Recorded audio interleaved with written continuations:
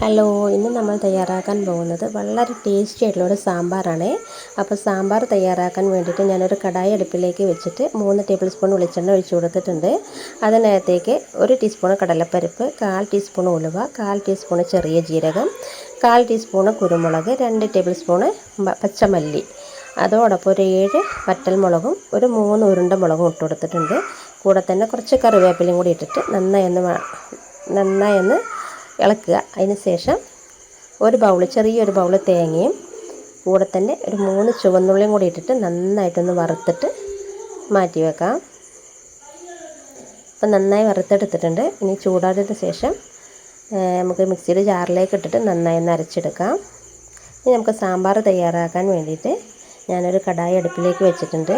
അതിലൊരു 1/4 ടീസ്പൂണ് കടുക്, പിന്നെ ഒരു 1/4 ടീസ്പൂണ് ഉഴുന്ന് പരിപ്പ്, ഒരു 1/4 ടീസ്പൂൺ ഉലുവ, അതോടൊപ്പം ഒരു 4-5 ഉരുണ്ട മുളകും കൂടി ഇട്ട് കൊടുത്തിട്ടുണ്ട്. അത് നന്നായി പൊട്ടി വന്ന ശേഷം കുറച്ച് ചെറിയ ഉള്ളി, അതിൻ്റെ കൂടെ തന്നെ ഒരു സവാള ക്യൂബ്സായിട്ട് കട്ട് ചെയ്തിട്ടുണ്ട്, അതുകൂടി ഇട്ടിട്ട് ഒന്ന് ഇളക്കുക.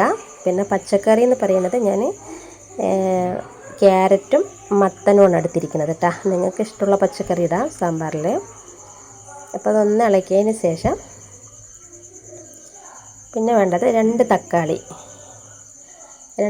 കൂടി ഇട്ടിട്ട് ഒന്ന് വഴറ്റാം.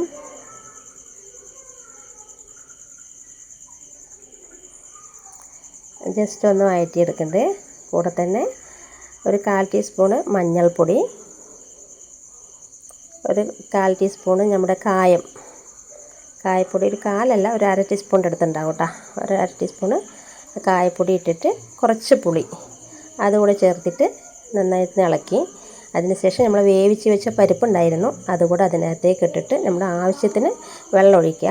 എന്നിട്ട് നമ്മുടെ പച്ചക്കറിയൊക്കെ വേകുന്നത് വരെ ഒന്ന് അടച്ച് വെച്ച് വേവിക്കുക കേട്ടോ. ഉപ്പുകൂടെ ഇട്ട് കൊടുക്കുക. കൂടെ തന്നെ ഒരു 3 പച്ചമുളകും കൂടി കീറിയിട്ട് അതിലിട്ട് കൊടുക്കുന്നുണ്ട് കേട്ടോ.